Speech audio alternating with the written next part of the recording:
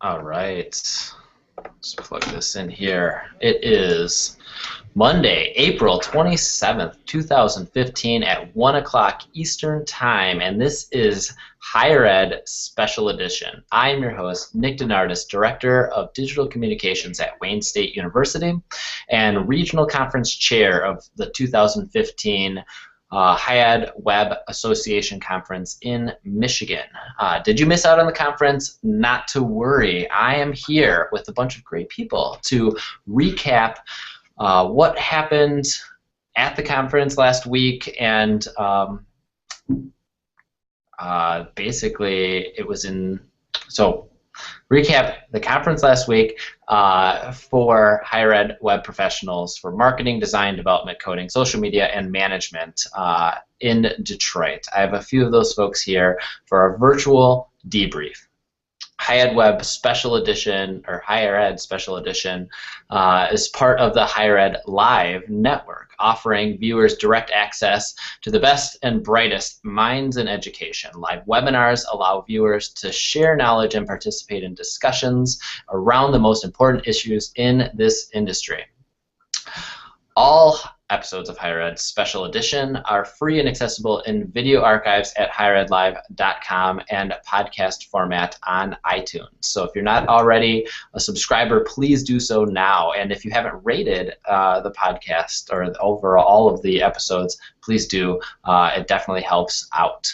Higher Ed Live is produced by M. Stoner, a marketing and communications firm that works with educational institutions on branding, strategy, web design, and more. So let's get this party started and welcome our guests to the show. First, Jen DeSano, Web Content Administrator from Wayne State University and Higher Ed Web Michigan speaker. Kevin Sherman, Webmaster at Benedictine University. And Michael Babcock, Director of Marketing Communications at Finlandia University. So, 4 show questions. If you're watching along, please don't hesitate to ask questions using the hashtag HigherEdLive, and I'll be doing my best to ask questions as they come in. So let's get started here. Of the guests on the show, how many of you we've had 3 Michigan regionals in the past. How many of you have been to one of the other 2 regionals, and or was this your first regional? This was my first. That's my first as well. Same with myself. Awesome. A bunch of newbies. What? I guess we'll start there then. What made you decide to come to the regional? I'll start on that one. So one of the things was it was hosted at Wayne State where I work, so that was kind of convenient. But you know what? I've always been interested in talking to folks about what I do and some of the processes that I do. And I just thought, you know what? I'm going to put my proposal out there and see what happens, and maybe I can share some of my content knowledge with some folks. And yeah, it worked out really well. I'll go next. I gotta say I appreciate what you did. Your presentation was actually very valuable to me and what we're doing here. I decided to go to the event, 1, because it was nice, it was regional. 2, the price was actually pretty affordable for just about any budget, which was nice.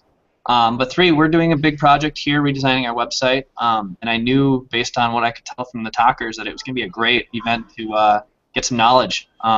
And I definitely got that. We're feeling a lot more confident about our project right now than we were even a week ago. Yeah, for sure. I guess we should identify ourselves, maybe. This is Kevin, and this was my first one, and I came also because it was affordable and somewhat local, but it gave me a chance to really connect with a lot of higher ed web professionals that I've been connected with through Twitter, but have never actually met in person. And because it's smaller, it also allows you to connect to people a little bit easier.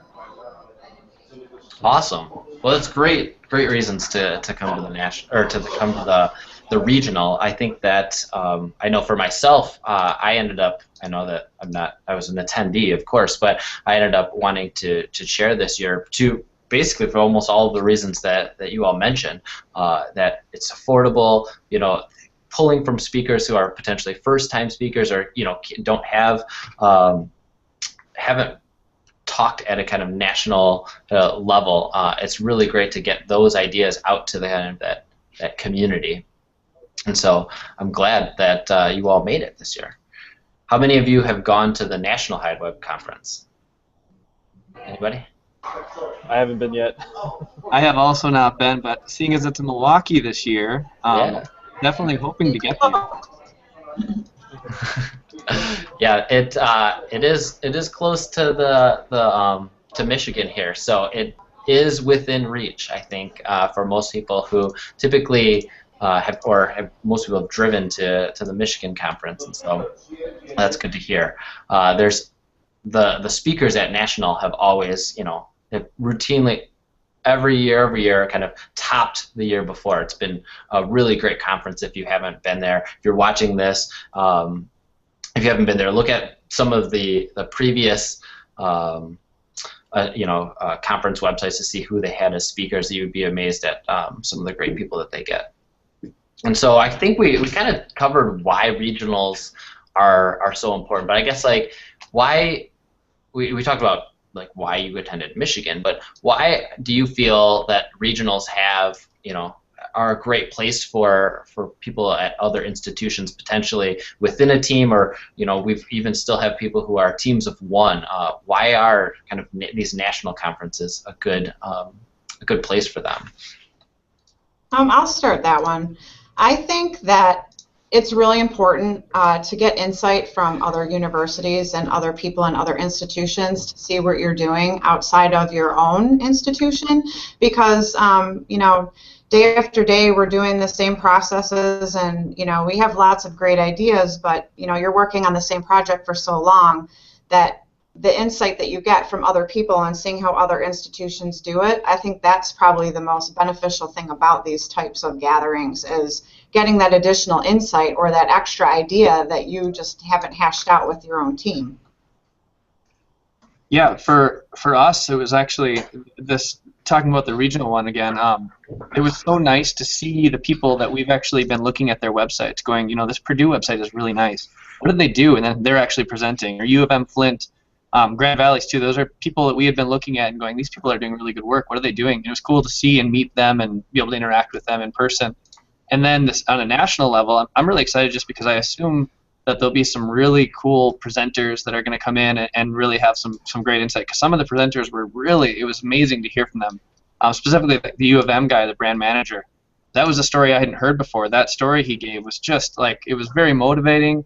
It was awesome to see a really good solution to a problem. And I assume at a national one there'll be even more of those kind of things. Yeah, and then just looking at the speaker list we had at the regional, and then kind of comparing it to the national, there's going to be so many talks in a wide variety of areas.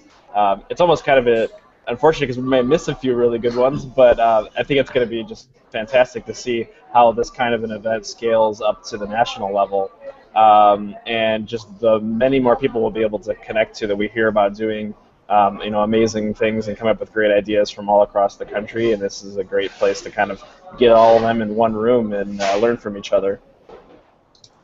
Awesome, for sure. I know that, so although, yes, I did attend the conference, a lot of my time was kind of running around, making sure that things were set and making sure that, my goal was to make sure that things behind the scenes were invisible, so I didn't get to go to as many talks as I would have wanted to from the regional. So I'm gonna kind of start going through a couple of questions about either specific talks and things like that I'd love to get your all feedback on. And I think I'd like to start with the keynote. Our keynote speaker was Carl Erickson, and he is the co-founder and president of Atomic Object. And so if you're not kind of from Michigan or the Midwest, and they're a company that has they're an agency that works on kind of web and mobile solutions from a software perspective, and ranging from startups all the way to Fortune 500 companies. And they're interesting because they have offices in Detroit, in Ann Arbor, and in Grand Rapids, and he was talking about craftsmanship as a competitive advantage in these kind of exciting times that we're in at the right now. And I'd love to get your guys' kind of thoughts on how the keynote went and your key takeaways from the keynote. Yeah, I can start that as the latte machine whirls behind me. But one of the things I think thought resonated a lot with me was planning for turnover, and for developers that's kind of working on documentation, making sure other people on your team know what you're working on and know how you're working on things. But in other marketing offices, planning for turnover is also important because each one of us gains a particular piece of knowledge or an approach to how we solve problems or interact with people through social media. And so I think it's important even on marketing sides to try to document a little bit of our approaches so that when we do have turnover, which happens, that folks can actually just kind of pick back up and keep performing really well. And then the last thing that really resonated was the necessity to build like a mission, vision, and values for each of your projects, so that you know that you're working towards specific goals. And sometimes we get told, hey, just go and fix the homepage, and without having any kind of an idea of what the specific goals or mission is for that kind of a project, it can be hard to know what goals you're working towards, to know when you're successful or on the right track or just completely out in the weeds. Yeah, go ahead, Jay. I really liked his, it was how he closed the keynote actually, but I just pulled up the tweet that I copied from his slide with his team mantras, which was really great for those of us that work on a team. But he had 5 points that were really important that I made note of, which was number 1 was give a shit, number 2 was share the pain, number 3 was teach and learn, number 4 was own it, and number 5 was act transparently. So that right there was really cool. I would like to actually hang that up in the office now. But it was just a nice reminder about working with teams. Yeah, it's both of what you guys said is spot on. I wish everybody could just read those 5 things and live that way, because it's that way on our projects, but it's also that way just in life in general. Like, especially that give a shit part. Like, just work hard. Care about what you're doing, no matter what it is, and things will be better from there. And my favorite thing that he talked about was this goal of being around for 100 years. Or I don't remember exactly what he said, but he said his main goal of his business, the mission statement, I think it was mission statement, was to be around for 100 years, to be the first 100-year-old company of his type. And that's like, everybody should be thinking like that, especially in higher ed. Our organization has been around for hundreds of years, and they're going to be around for hundreds of years, hopefully, if we continue to do the right things. And so hearing him talk about that, and that's that sustainability part, like you said, where every employee needs to know what the other employee is doing.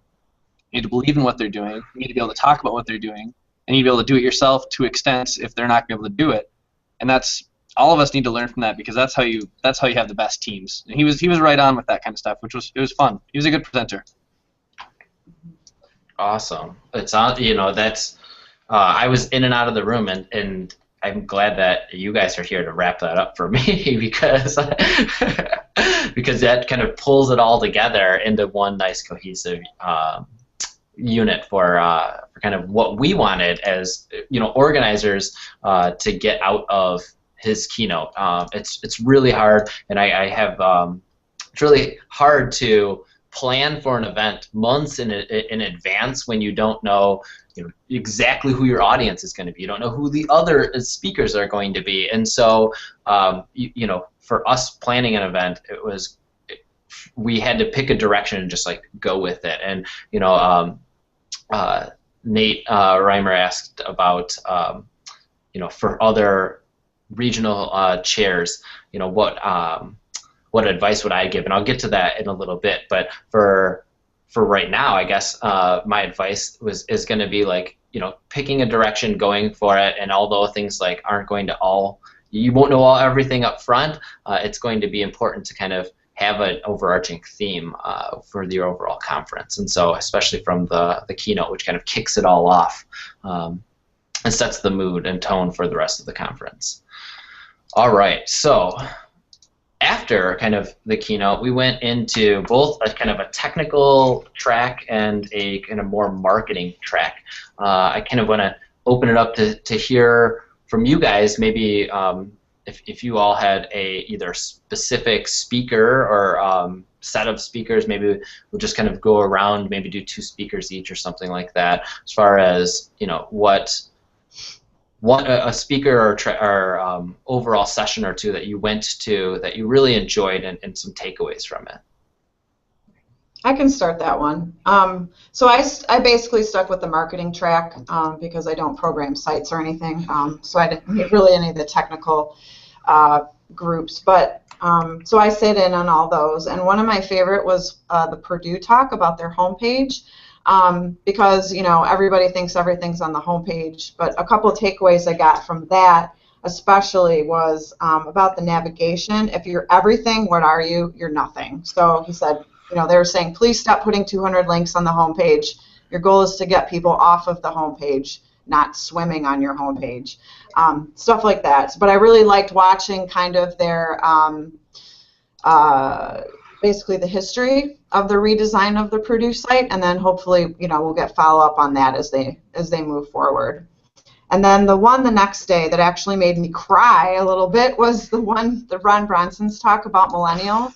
Because I was one of those people with the poor attitudes about millennials until I heard his talk, and it just really kind of brought it home to me, I guess. And then I got teary-eyed because I thought, well, here I am, one of those people probably complaining about these kids and not helping them, not helping mentoring them. And considering he said they're going to be 50% of the workforce pretty soon, that you know, we should start management needs to start listening to the millennials. So that was really interesting. I don't know who was not in that millennials talk, but from what I read on Twitter, you could hear it in the other one because he was so loud, so entertaining, so energetic. And Ron always brings the energy.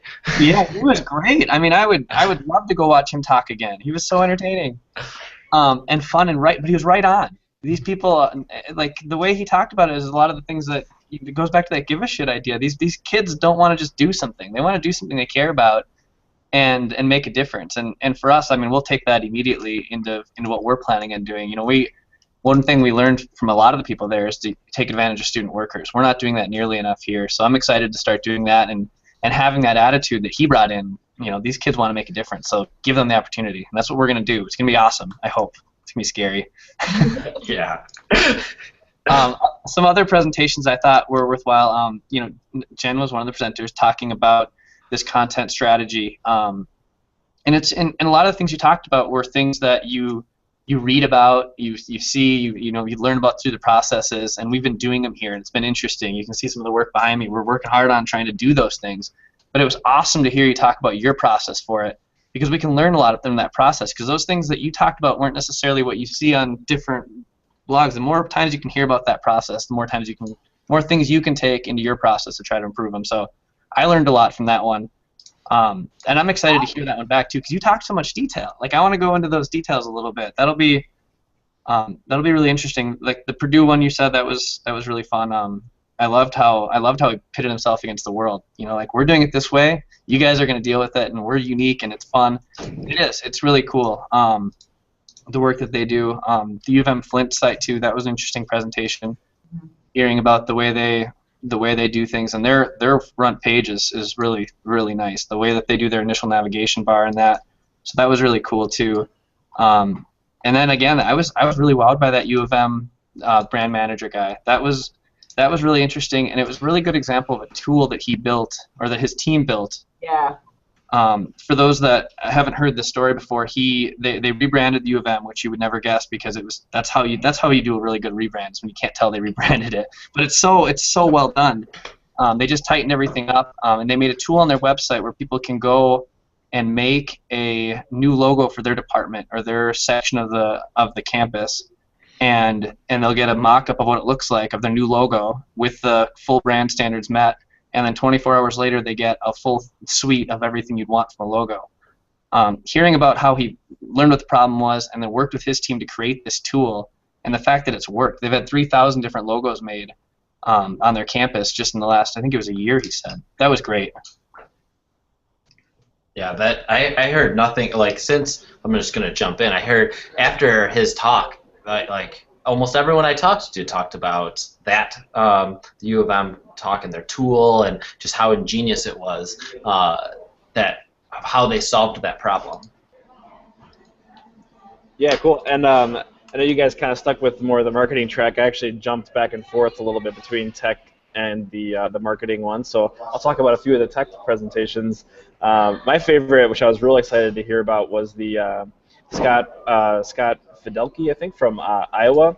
He did the CMS Beyond the Web, and they actually used their web content management system, which they're using Drupal, but they used it to actually push content and to feed their print process. They had single major sheets for all their programs, and they would just have stacks of these things, and they would print them into books that no one would pick up. And so they really started it with a way of cutting down costs and not having to print a bunch of stuff that no one was interested in grabbing. But it actually really it also helped them keep their website up to date, because what would happen is they would go through their whole process to get these documents updated, and then after everything was all said and done, it would make its way back to the web. And so they created a sort of a web-first process where once the review was done and edits were made, it actually went out to the website first, and then they were able to create some print style sheets that would allow them to just simply have a kiosk in their admissions area, and a student could go up there and they could click on the things they're interested in, or someone in the office could print off major sheets for them as needed. So they created like an on-demand print process. I thought that was a great way of really trying to use your CMS for more than just having junk on the website. And so that was fantastic, and really was inspiring, because I'm looking at how we can get our registrar catalog to be more online. It's not online at all, really, except in a PDF format. But that was just really inspirational. And again, part of the web culture shift that Elena Lyons from UM Flint, which some folks have talked about, is really about shifting that culture to thinking about the web first. We've been, web's still fairly new. You consider some of these. Our university's been around for 127 years. The website's been around for maybe 17 of that. So the web is still new to the university and how it's changing what we're doing. And I really liked her approach, where she was talking about empowering the users of our CMS. Sometimes we can create a little bit of an adversarial relationship, where we, especially on the tech side, where we say like, oh, these people are putting garbage into our CMS, and I think it's really important to take a step back and recognize that those are our authority sources, and it's our job as tech people to support them any way we can, come around them, and empower them, and sometimes empower them to make mistakes, and that from those mistakes, they learn to work better. Well done, Kevin. That was I agree with you completely. Her presentation was awesome, because she really did. She's like, you got to empower these people, let them learn these lessons, and you do that all around your campuses. I'm sure it's like that everywhere. Yeah, it's just it's a struggle that we all have, and we're a decentralized content management type of a university, like a lot of us are. Sometimes we just don't have teams big enough to handle it all, so you have to get support from across campus, and that's so important. Well, for sure. I guess I wasn't in too many talks, but I wanted to chime in on two talks that I liked and or was kind of in and out of. And the first was like Randy Brown's all-inclusive like fundraising and alumni engagement calendar. It was pretty interesting to see a good case study of kind of getting on the same page, and it's kind of the same tone. It's like is working across campus and working with others to really understand like what is going on out there. So the context of what you're doing can be, you can have a context of what everybody else is doing, and you can execute on what you need to do, and with as much information as possible, and not just kind of seeing just your little kind of area of the world and kind of working in isolation.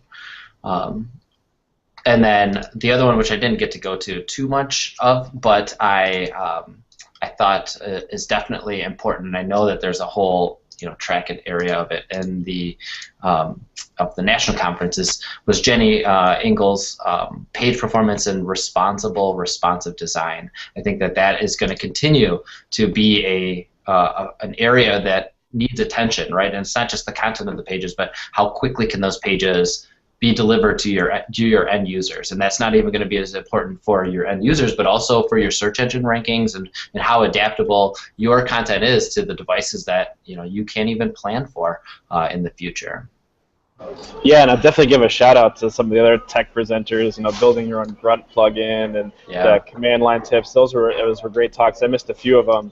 But just a shout out to the developers. We always give a lot of love to the marketing people, but it's hard to get up there and talk about code for 35, 40 minutes and have people's eyes not glaze over. So that was a great job for you guys too.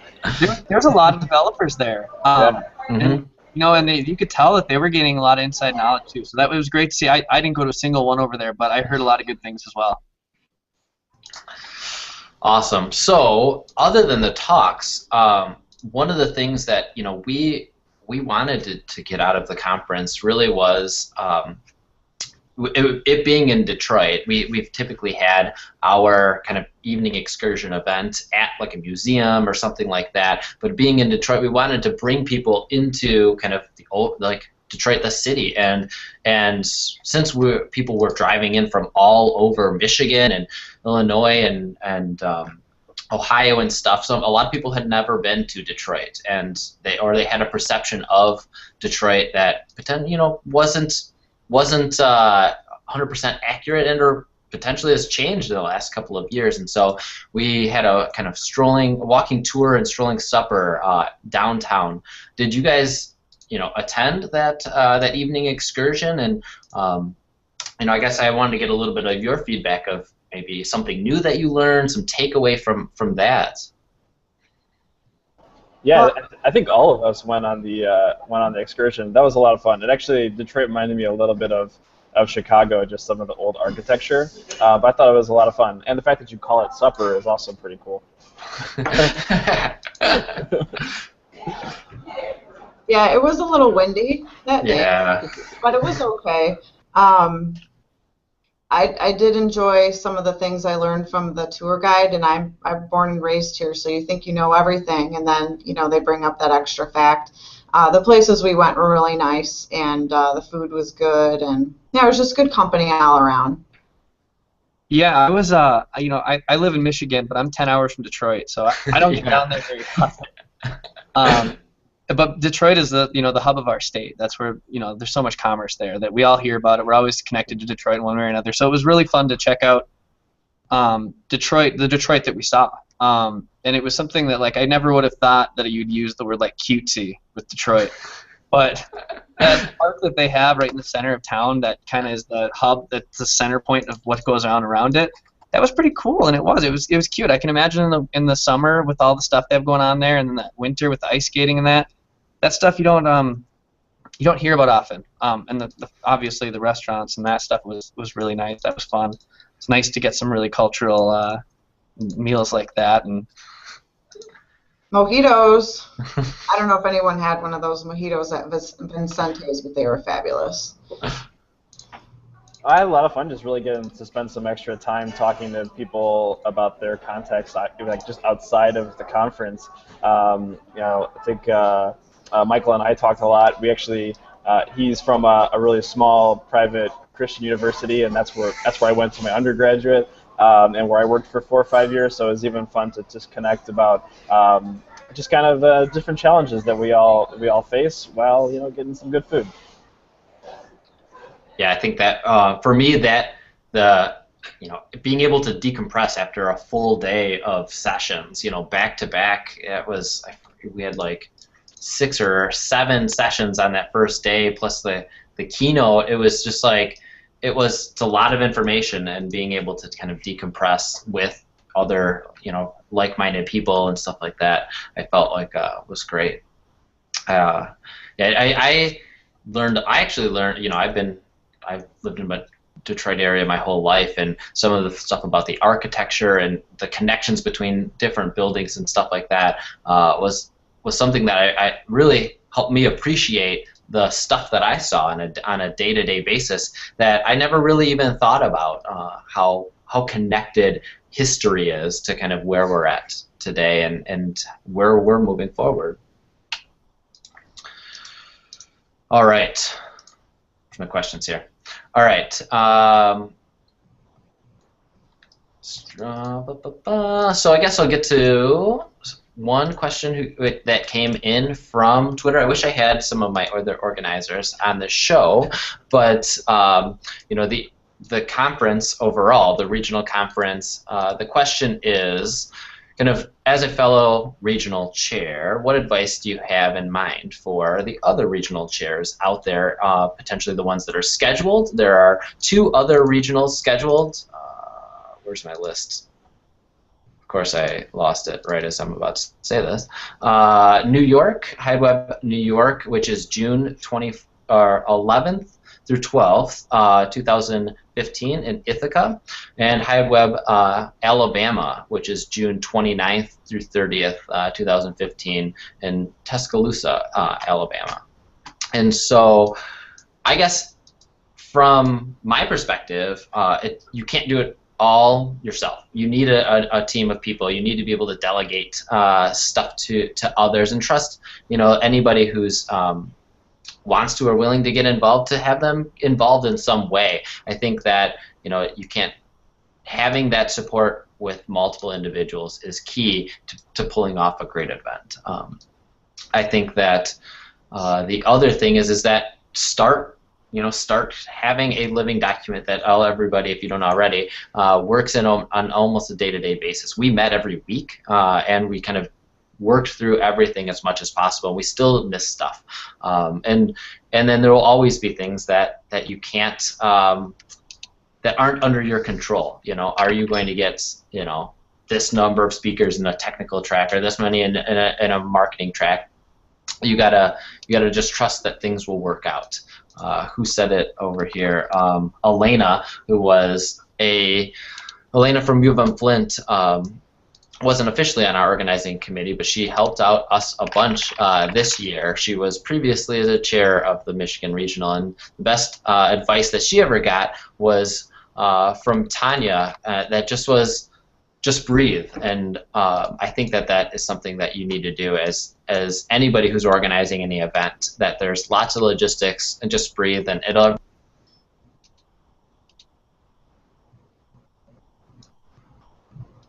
I think you just muted me, Michael. All right. Stop talking. No. I know, right? It's just breathe and everything will work out. And hopefully that we put on a good conference, that nobody at the conference knew that all the crazy stuff that was happening in the background. And there will always be that type of stuff. Let's see here.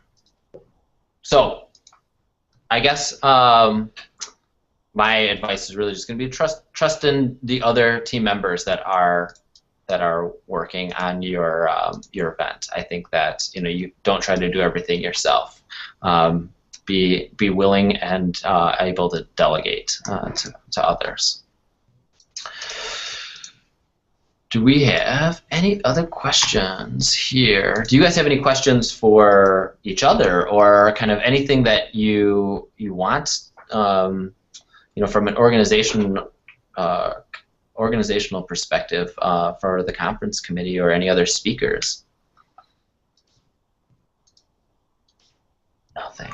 No question. I think it went really well, and like I said, there wasn't a lot of obvious mistakes that we saw or anything like that. So those are pretty fun stories you guys tell each other.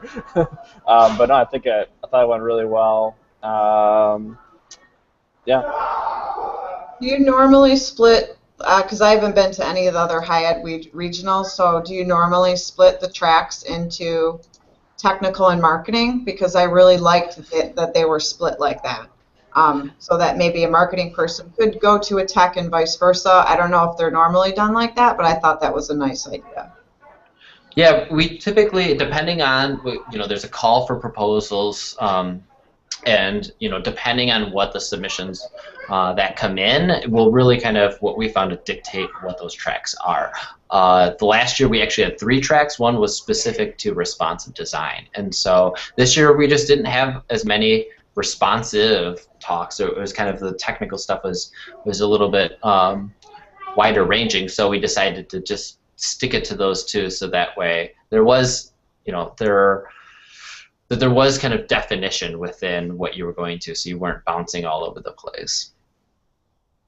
Do you guys have any advice for attendees of other regionals that, like something that you would have liked to know going into a regional event? Well, I just recommend always going to at least one session that's outside your comfort zone. So I didn't do it in this particular conference because I was speaking, but when I've gone to like Confab and the larger conferences, I will always go to something that maybe is not about content because I'm a content person. And I've seen great talks, given by developers dealing with clients, things like that. But yeah, that would just be my advice, is to go into something that's a little bit outside of your comfort zone, because you're still going to learn a lot about, the other people on your team or the other people that you work with. Yeah, definitely. And looking at some of the tech tracks too, a little bit of what happens with us tech people is we sort of are speaking to the choir, and we always kind of say, oh, I wish some of the marketing people were here to hear that. And so I think that I would encourage some folks to really kind of bounce around a little bit more, and maybe you're not necessarily interested in how to integrate your CMS with a print product, but a lot of these talks aren't.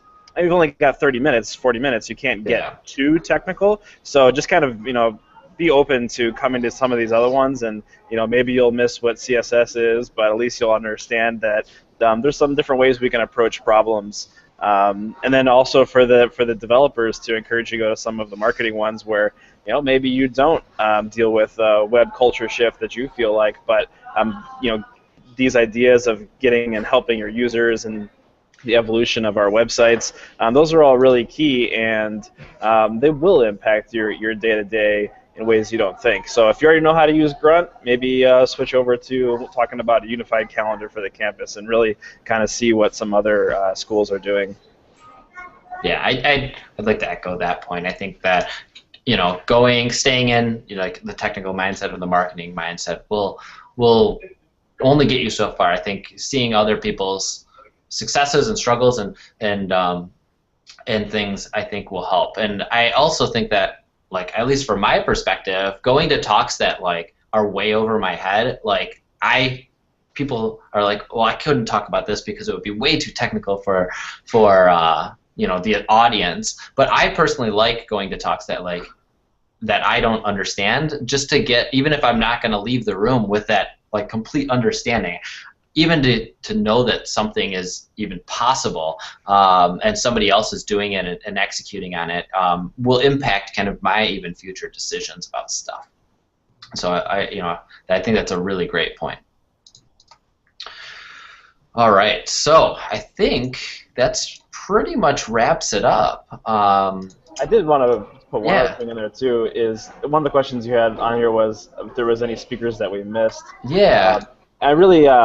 I don't really say regret, but I went to Jen's talk about keeping track of content, and that was great. But at the same time, we also had Michael Hess talking about security, and I guess I don't know if anyone had a chance to really hear what they were talking about over there. But security is one of those things where it's easy for us to kind of say, oh, that's not anything I need to worry about. But security kind of scares me these days. It seems so easy for folks to be able to get into sites and pull down information, and while we don't maybe have a whole lot of personally identifiable student information, but that's something we need to think about too, and just kind of have some mind for.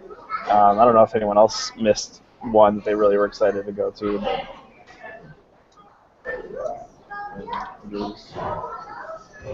I think that point is well taken. No one wants to be that university who makes it, to all of the news sites out there because their information was leaked or whatever. And so I can't stress enough how important it is to have a good security team and make sure at least somebody is looking at it. And even if you don't have somebody doing that right now, making sure to start that discussion, because it's going to be uncomfortable at first, but as soon as everyone starts to get on the same page, you'll sleep a lot better at night, I think. Yeah, if it can happen to Target, it can happen to us. Well, yeah, totally. All right, so I think that pretty much wraps it up. the biggest takeaways from here, now that Michigan is done, is that there are 2 upcoming regionals, New York and Alabama, and then there is, of course, the national conference, which national conference takes place in, what date's at this? I don't want to get this wrong, of course. It's October something. Yes, 4th through 7th in Milwaukee, and so the proposals are all closed. I just wanted to see if the conference rate through. So early bird is open through July 31st, 2015, and then after that it is the full conference rate. And then there are kind of workshops also involved here, and so I'm excited. Unfortunately, I'm not going to make it to the national conference this year, but everybody who is going, I think is going to have a great time. All right, so thanks as always to our program sponsor, M. Stoner. I'm Nick Denardis. Tune in later this week for live streams from the CASE Social Media Conference in Miami. And that's it, folks. Have a good one. Bye. Bye.